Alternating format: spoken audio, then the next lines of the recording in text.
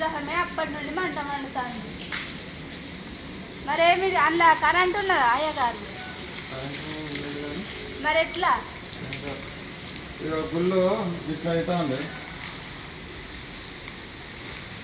జయశంకర్ భూపాలపల్లి జిల్లాలోని అంబటిపల్లి అమరేశ్వర ఆలయంలో హనుమాన్ ఆలయం మంటల్లో దగ్ధం కావడం కలకలం రేపుతోంది.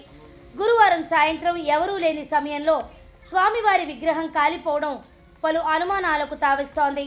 ఉదయం తాను దీపారాధన చేసి ఇంటికి వెళ్ళిపోయానని, సాయంత్రం వచ్చి చూడగా విగ్రహం మంటల్లో కాలిపోతూ కనిపించిందని ఆలయ పూజారి చెబుతున్నారు.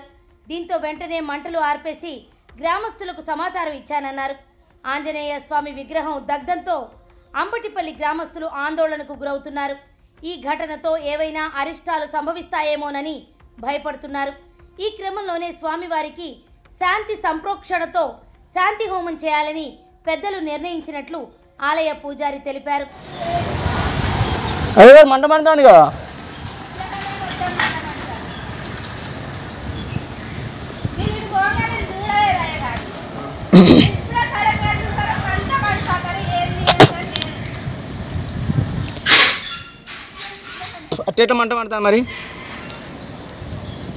ఇటీవల రాష్ట్రంలో పలు చోట్ల హిందూ దేవాలయాలపై వరుసగా దాడులు జరుగుతున్న నేపథ్యంలో అమరేశ్వర ఆలయంలోని హనుమాన్ విగ్రహం దగ్ధం ఘటన కూడా దుండగుల పనేనా అన్న అనుమానాలను గ్రామస్తులు వ్యక్తం చేస్తున్నారు. దీనిపై పోలీసులు కేసు నమోదు చేసుకుని దర్యాప్తు చేస్తున్నారు. మరోవైపు ఈ ఘటనపై బజరంగ్ దళ్ తీవ్ర ఆరోపణలు చేసింది. హనుమాన్ విగ్రహాన్ని పెట్రోల్ పోసి నిప్పు పెట్టారని, ఇలాంటి ఘటనలపై హిందువులు మేల్కొనాల్సి ఉందని రాష్ట్ర కన్వీనర్ శివరాం పిలుపునిచ్చారు. హిందూ ఆలయాలపై దాడులు జరుగుతున్నా రేవంత్ రెడ్డి సర్కారు పట్టించుకోవడం లేదని ఆరోపించారు. ఈ విషయాన్ని ప్రభుత్వం సీరియస్గా తీసుకుని నిజానిజాలు తేల్చాలని హనుమాన్ భక్తులు డిమాండ్ చేస్తున్నారు. మీ శివరాంలో తెలంగాణ బజరంగ్ దళ్ కన్వీనర్. రాష్ట్రంలో హిందూ దేవాలయాలపైన విగ్రహాలపైన నిరంతరం దాడులు జరుగుతూనే ఉన్నాయి. ఆ దాడులను అరికట్టడంలో ఈ రేవంత్ రెడ్డి యొక్క సర్కారు విఫలమైంది. ఇది హైదరాబాద్లో కాకుండా తెలంగాణ రాష్ట్ర నలుమూలల ఈ దాడులు కొనసాగుతూనే ఉన్నాయి.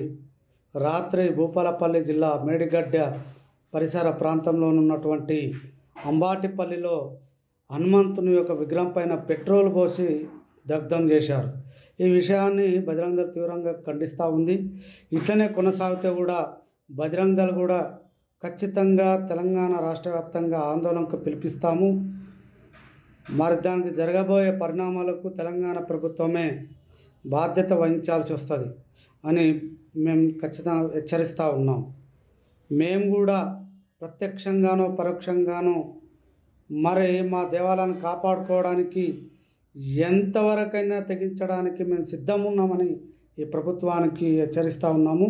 తక్షణం మా దుండగులను పట్టుకొని శిక్షించాలని కూడా కోరుతూ ఉన్నాము. లేని పక్షంలో మేము కూడా ఖచ్చితంగా రంగంలోకి దిగుతామని బజరంగ్ దళ్ నుండి ప్రభుత్వానికి తెలియజేస్తూ ఉన్నాం.